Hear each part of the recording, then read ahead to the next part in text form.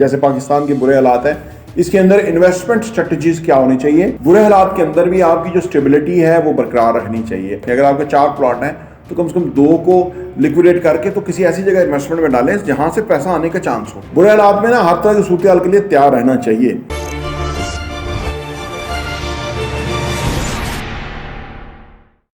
बिस्मिल्लाहिर्रहमानिर्रहीम, अस्सलाम वालेकुम रहमतुल्लाहि व बरकातुहू।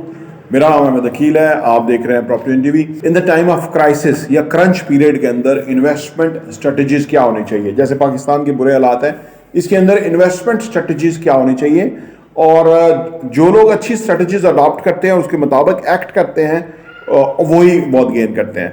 तो क्या स्ट्रेटजीज होनी चाहिए, आइए बात करते हैं।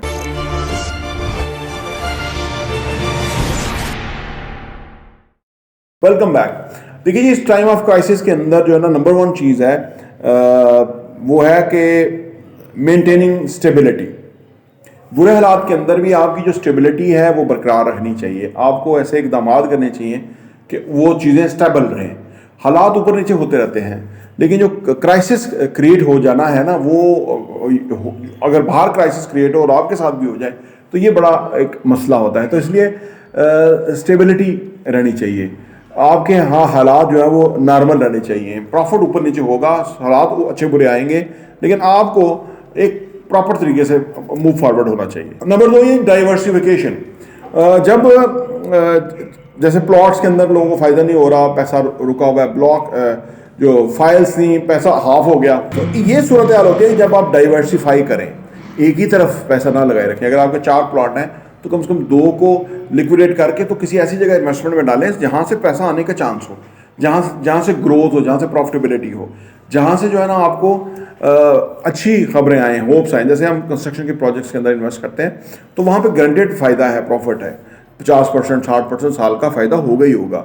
40-50% फ़ायदा कोई बुरा फ़ायदा नहीं है। हालांकि प्लॉटों के अंदर ना सिर्फ फ़ायदा नहीं हो रहा बल्कि वो पैसा नीचे के नीचे जा रहा है, प्लॉटों की वैल्यू नीचे गिर रही है। तो ये डाइवर्सिफिकेशन करना आपका काम है in the time of crisis, बुरे हालात के अंदर। नंबर 3 ये है कि जी डिफेंसिव इन्वेस्टमेंट। एक होती है अटैकिंग इन्वेस्टमेंट, एक है डिफेंसिव इन्वेस्टमेंट। यानी बुरे हालात हैं उसके अंदर आपको थोड़ा मोहतात होना है, उस जगह पैसा रखना है, नरम जगह पैसा नहीं लगाना, ऐसी जगह पैसा नहीं लगाना जहाँ पे चांस का खतरा हो कि भाई होगा तो शायद होगा या नहीं होगा, ये नहीं। वहाँ लगाना है जहाँ फ़ायदा ही फ़ायदा हो, जहाँ पे ये वाली चांस ही ना हो। तो ये बड़ी डिफेंसिव अप्रोच के साथ आपको इन्वेस्टमेंट करनी होगी बुरे हालात में। नंबर 4 ये है कि जी बीइंग प्रीपेयर्ड। बुरे हालात में ना हर तरह की सूरत हाल के लिए तैयार रहना चाहिए। आपके पास लिक्विडिटी की कोशिश आपको करनी चाहिए, क्योंकि उस सूरत में अगर क्राइसिस के अंदर आपका लिक्विडिटी होगी ना तो उसका फ़ायदा होगा। क्योंकि जो चीज़ें हैं ना एक्चुअल वैल्यू से हाफ पे लोग, क्योंकि कैश की शॉर्टेज हो जाएगी, लोगों की असासों में पैसा तो होगा ही हर एक के पास, लेकिन लिक्विडिटी नहीं होगी। इस सूरत में आपके लिए ज़रूरी है कि आप इस सूरत हाल को मदद रखें और वर्स्ट केस सिनेरियो ज़हन में सोच के रखें कि आपका वे आउट कैसे होगा, ताकि आपको कोई कीमती असासा होने पौने ना बेचना पड़े। ये भी ज़रूरी है। नंबर 5 ये है कि जी असेसिंग इन्वेस्टमेंट अपॉर्चुनिटीज़। ऐसी अपॉर्चुनिटीज़ को देखते रहें जहाँ से आपको फ़ायदा हो सकता है, जहाँ पे आपका कोई जैकपॉट लग सकता है। इनको असेस करते रहें, हर चीज़ के ऊपर नज़र रखें, ज़्यादा मार्केट से इन टच हो। आमतौर पर जब क्राइसिस होता है लोग मार्केट से टच नहीं रहते। इन टच रहेंगे तो आपको पता रहता रहेगा कि कैसे चीज़ें बदल रही हैं, कैसे चीज़ें जो है वो फ़र्क होंगी और आपके केस के अंदर वो ज़्यादा आपको फ़ायदा होगा।